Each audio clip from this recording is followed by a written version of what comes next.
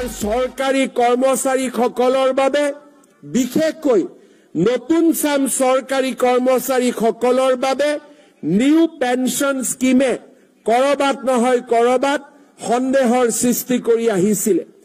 এই বছৰ 1 এপ্ৰিলৰ পৰা আমি আমাৰ অসমৰ চৰকাৰী কৰ্মচাৰীসকলৰ বাবে নিউ পেনশন স্কিমৰ সামৰণি মাৰি United pension scheme UPS scheme আমি আৰম্ভ কৰিব বিচাৰিছো, যাৰ জৰিয়তে 25 বছৰ কাম কৰা চৰকাৰী কৰ্মচাৰীসকলে নিশ্চিতভাৱে তেওঁলোকে 50% চাকৰি কালৰ দৰমহা 50% ডিয়াৰনেছ এলাউন্সৰ সৈতে লাভ কৰিবলৈ সক্ষম হ'ব।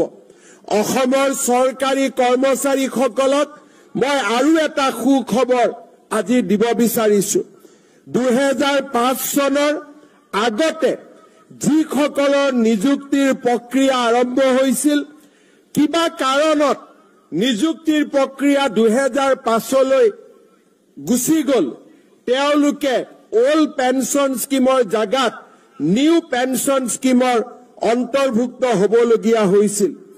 কাৰিকৰী অসুবিধা পিছ পেলাই মই তেনে চৰকাৰী কৰ্মচাৰীসকলকো যাৰ নিযুক্তিৰ প্ৰক্ৰিয়া 2005 চনৰ আগতে আৰম্ভ হৈছিল, তেনে চৰকাৰী কৰ্মচাৰীসকলকো ওল্ড পেনশন স্কিম বা OPSৰ ভিতৰলৈ আনিবলৈ সিদ্ধান্ত গ্ৰহণ কৰিছো, যি আমাৰ ৰাজ্যখনৰ চৰকাৰী কৰ্মচাৰীসকলৰ বাবে নিৰাশাৰ পৰিৱৰ্তে আশাৰ এক নতুন সঞ্জীৱনী সুধা আৰম্ভ কৰিব।